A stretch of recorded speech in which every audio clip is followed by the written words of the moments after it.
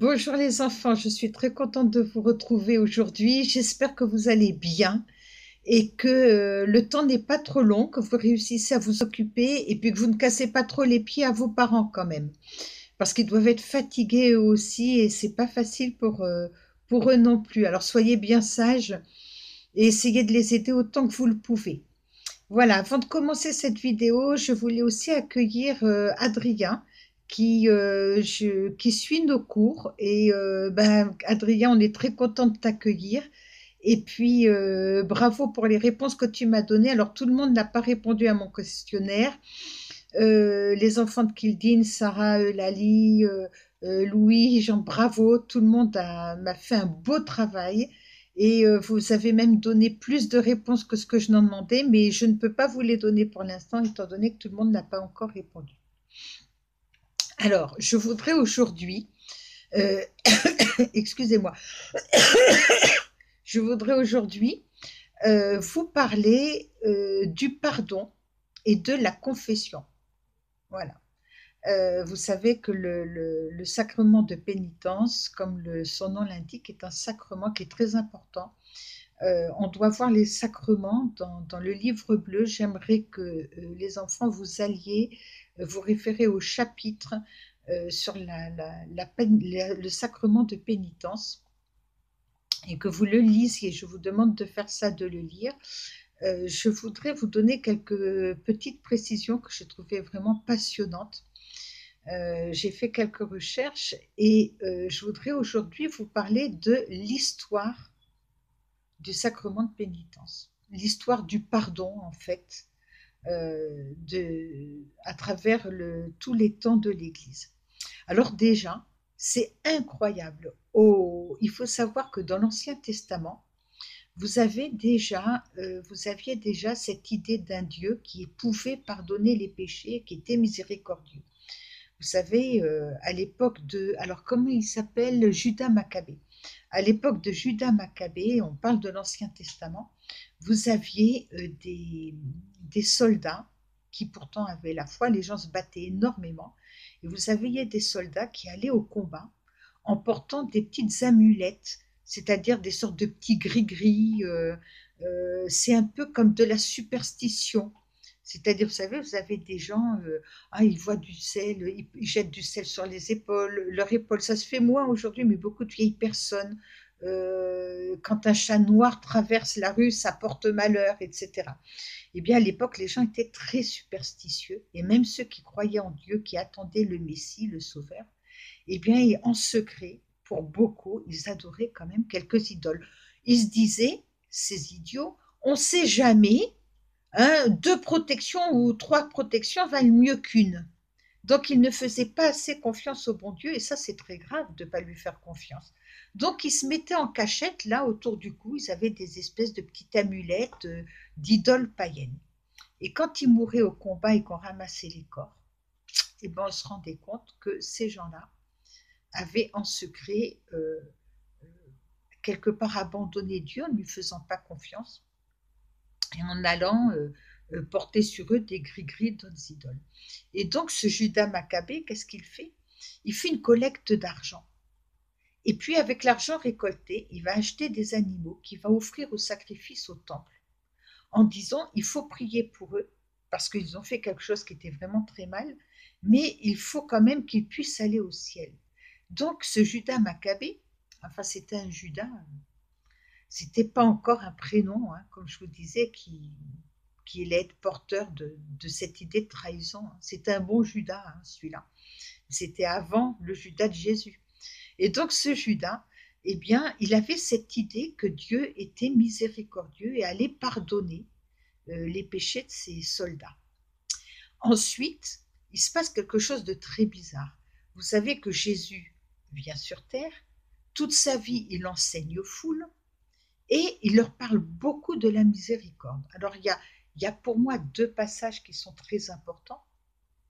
Le premier passage, c'est quand Jésus dit, alors je voudrais retrouver, est-ce que je l'avais noté? Ben non, je ne l'ai pas.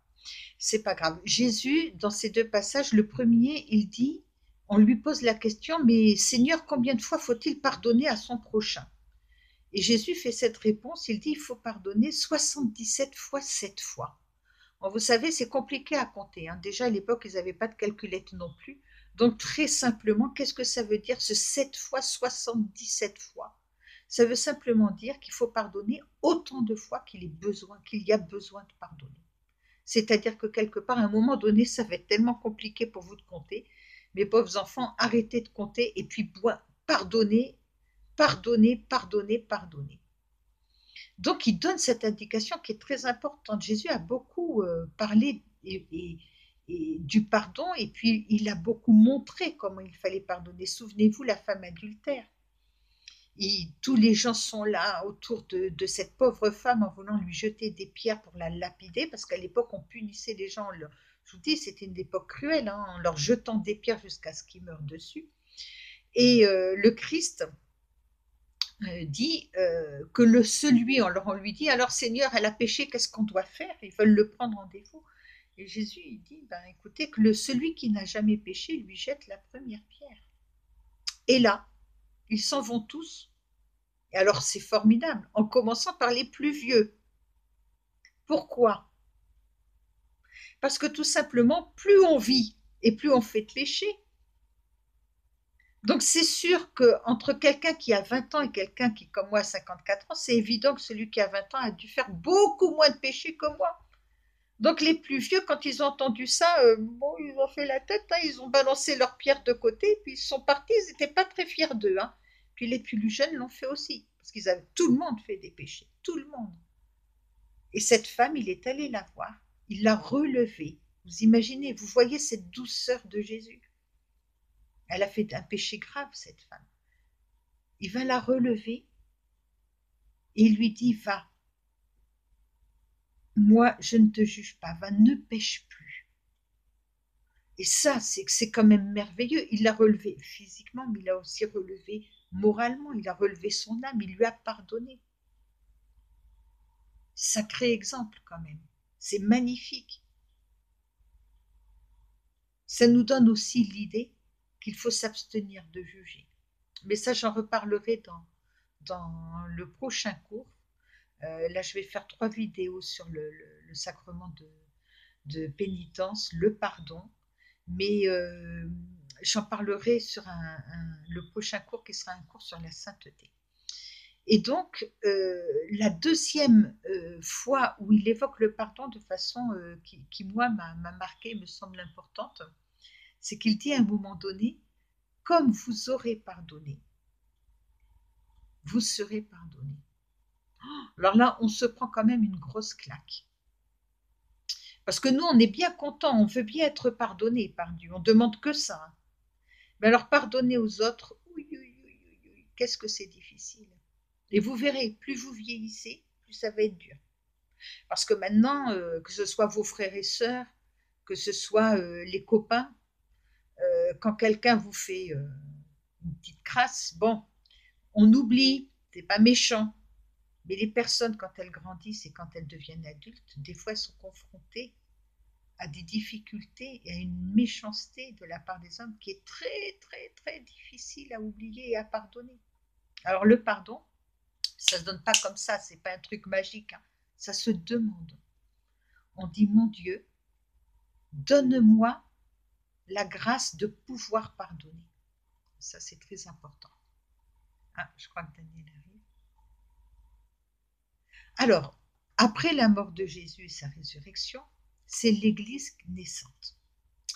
Donc l'Église commence à apparaître, hein, avec Pierre qui est notre premier pape. Et alors il se passe quelque chose de très étrange. C'est-à-dire qu'entre le 1er et le 4e siècle, cette notion du pardon, elle va complètement disparaître. Vous savez que l'Église du 1er siècle, elle était confrontée à des choses abominables. Il y a eu énormément de martyrs, puisque tous les chrétiens étaient, comme les Juifs, sous domination de l'Empire romain. Et les Romains, ils adoraient des idoles des dieux. Alors leurs dieux, souvent, alors ils adoraient des statues, ils mettaient des grains d'encens devant les statues, et souvent leur dieu, c'était leur empereur. Une fois que l'empereur était mort, on lui faisait une statue magnifique, et ça devenait une idole, ça devenait un dieu. tous les empereurs qui étaient morts devenaient des dieux qu'on allait adorer, à qui on allait supplier de nous donner telle ou telle chose, etc. Et des protections qu'on allait demander. Et donc les Romains, ils avaient peur de la religion chrétienne parce qu'ils se disaient, ils l'assimilaient à la religion juive, qui était quand même une religion très violente, avec beaucoup de rébellions, alors que les chrétiens, c'était pas ça du tout.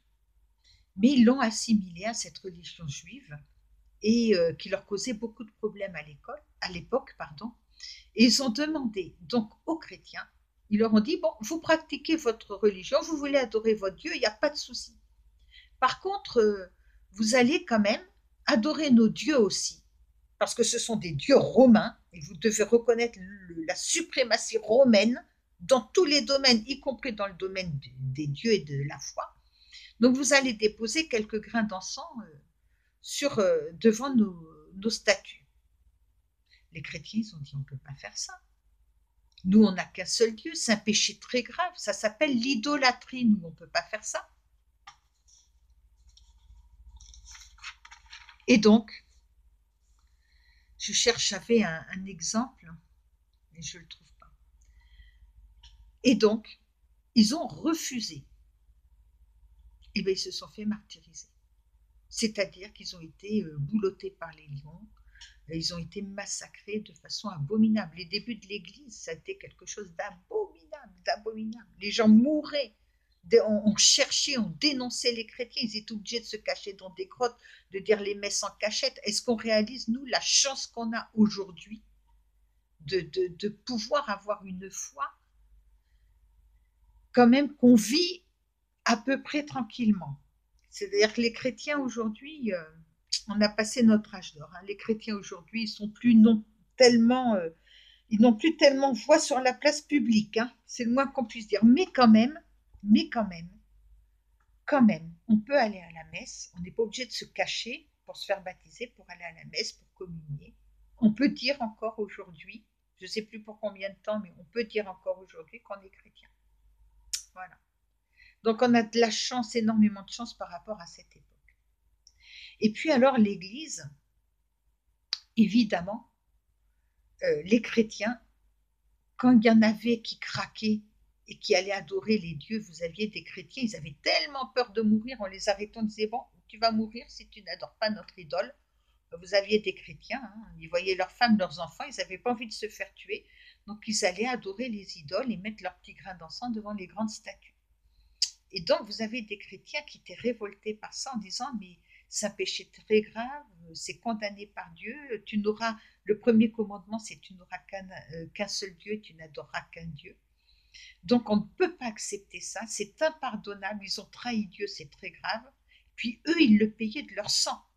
Faut comprendre ça aussi, c'est que vous en aviez qui perdaient leurs femmes, leurs fils, leurs filles, leurs parents, qui préféraient mourir que de renier Dieu. Alors ceux qui trahissaient, qui avaient la trouille, ils les méprisaient profondément. Et ils disaient, mais ils ne méritent pas d'être pardonnés. Donc la notion de pardon au 1er siècle, c'était compliqué, très compliqué. Quand il y a des gens qui meurent, c'est compliqué de pardonner à ceux qui sont lâches, en fait, quelque part. Donc, il n'y avait pas de pardon. Ou il y en avait un. J'ai l'impression